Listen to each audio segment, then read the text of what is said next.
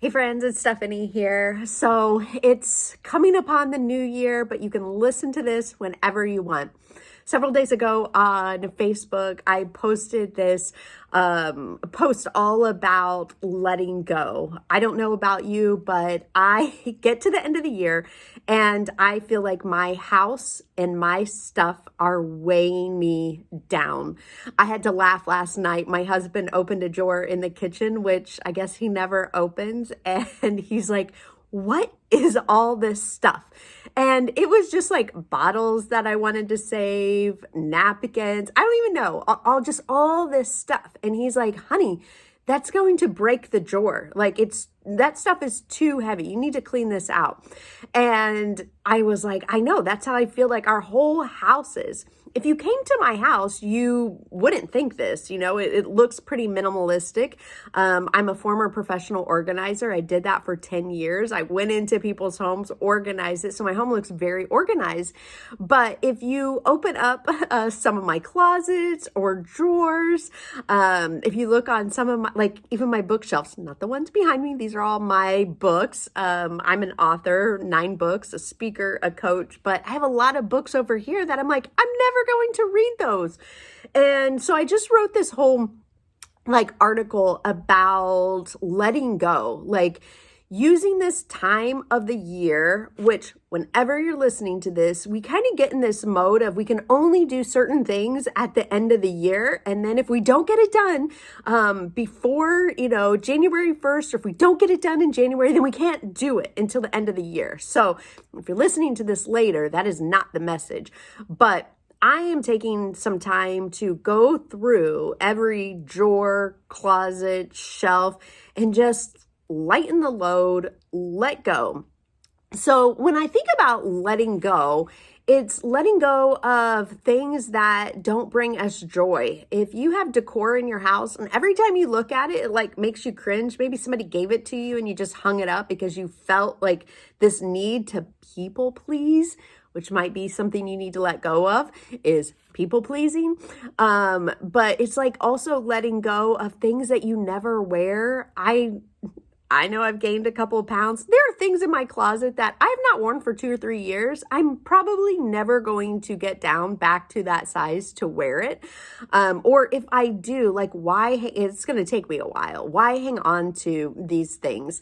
Things that other people can use. I wrote in my book, The Giving Challenge, about how I had a friend who needed frames. She was going to go out and buy frames, and frames are expensive. And I had a stack of frames that I was not using. They were just taking up space in my house for one day when I might use them. And so I gave her those frames. There's so many things that we are holding on to because maybe someday we'll use it, but thinking about who can use it right now. It's a gift that we can give.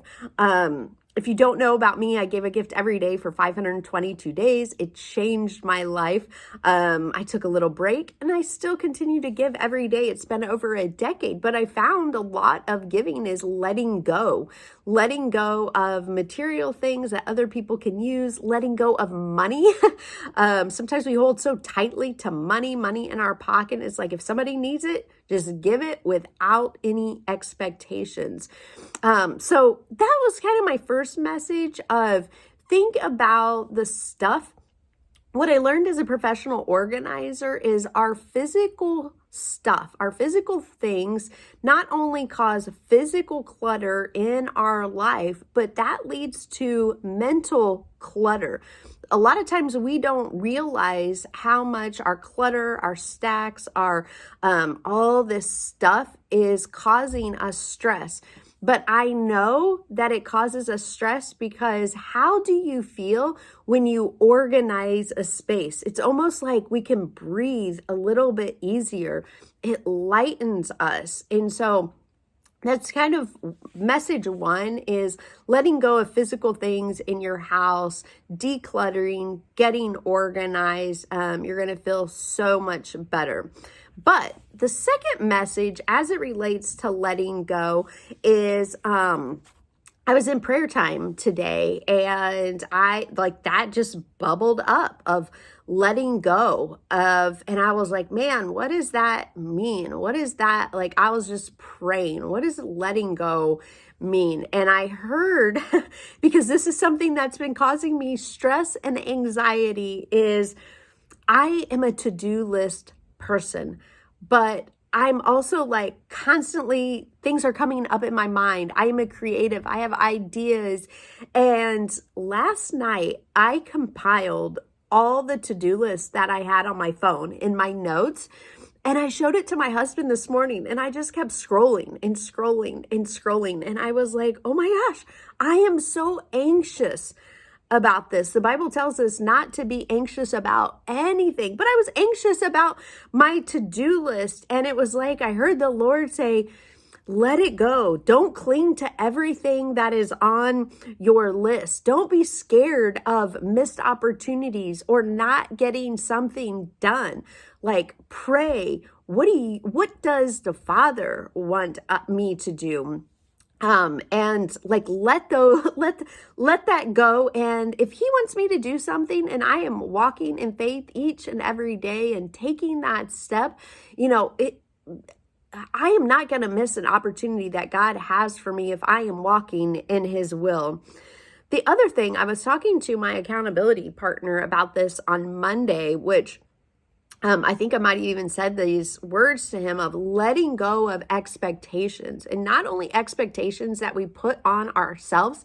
Is sometimes we have these really high expectations on ourselves, but letting go of the expectations that we have for others. We have different standards a lot of times for others, and they're never going to be able to meet those. But also we had this conversation about a lot of times we put expectations on other people when they don't even understand what is going on. So I'll give you an example. As a police wife, my husband, I've been a police wife for over 20 years. And I used to have the expectation of when he came home from duty, he worked second shift. So it could be anywhere from 11 o'clock at night to 1 in the morning. Most nights I would stay up, but I expected him to come to bed with me. Like at that time, like, I'm tired, I want to go to bed, like, come to bed. That was an improper expectation. I had to let go of that. But I wasn't able to let go of that until I became a police officer myself. And when I became a police officer myself, I realized of why you can't just come home, get off duty, and like go straight to bed. Your mind is reeling with maybe a call that you had to respond to, a conversation that you had with somebody, you've just been on this like alert high for 8+ hours, and then you just can't come in. You need time to decompress, to calm your mind, and to settle down. And so a lot of times we have to explain things to people of like, hey, this is the reason why I have this expectation for you, or this is the reason why that I can't do X, Y, and Z. So anyways, letting go of expectations. Letting go of perfectionism. This is something that I've been spending, I feel like, years on, but it started when I wrote my first book, The Giving Challenge. And what I realized was the reason it took me 5 years to write that book is I was expecting it to be perfect. So I just kept rewriting stories. I kept adding stories, and I could not just let it go and go, okay, like, I have to get it out there. And a lot of times we don't do what God has called us to do because we're holding so tightly on perfectionism. It has to be perfect before we can get it out there. And it's like, no, that is not the case. We are not expected to be perfect. There was only one perfect man that lived and walked on this earth. It was Jesus Christ. It is not us. So let go of perfectionism. Let go of people pleasing. I talked about this a little bit earlier, and so many times we are trying to make people happy. We are doing things only because we are trying to people please. And so if we can start going, why am I doing this? Why is this good for my health? Is this what God is calling me to do? It's like, no, let it go of people pleasing. Let go of striving and doing. The other thing that I was thinking about as I was like praying is past hurts. I don't know about you, but I have a couple of hurts that I have been clinging on to. Even though I have been in prayer, I have been working on forgiving these people. it's like it keeps bubbling up, and it's like, let go, let God do what he is going to do with those people. If there needs to be like judgment or something, but it's like, let them go live their life. I also pray a lot is that there will be reconciliation with a couple of these people, but it's like not mine to control. When we are controlling things and we are not giving it over to God. And so it's like, okay, God, I am going to give you those hurts. And if we are supposed to reconcile, like you will lay it on their hearts to reconcile the situation. And if not, I've just got to let it go and move forward. And so I was talking to one of my friends yesterday on the phone, and we were talking about our word of the year. And I'll do another one on what my kind of word is. But she said, I think this year I just gotta like let go and give it to God. And I was like, yes. I mean, what a great way to live life is to every day wake up and go pray. And just say, God, this is, if we go to, I wanted to read, which I feel like I talk about this verse often, but it's so good. It's Matthew 11:28. Come to me, all who are weary and burdened, and I will give you rest. Take my yoke on you and learn from me, because I am gentle and humble in heart, and you will find rest for your souls. For my yoke is easy to bear, and my load is not hard to carry. And in the commentary of this Bible, it talked about like so many times we are stressful, we're anxious, we're trying to do all these things. I know even for me, like I read self-help books. It's like, oh, maybe I should be doing this. Maybe I should be doing that.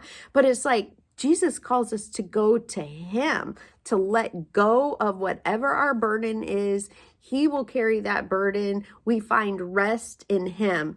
And I love this, last part of the commentary is it said to consider this is, are you trying to put the burdens on yourself? Are you trying to carry everything and be in control of everything? Or are you, and God never asked us to do that. God never asked us to carry everything and walk by ourselves.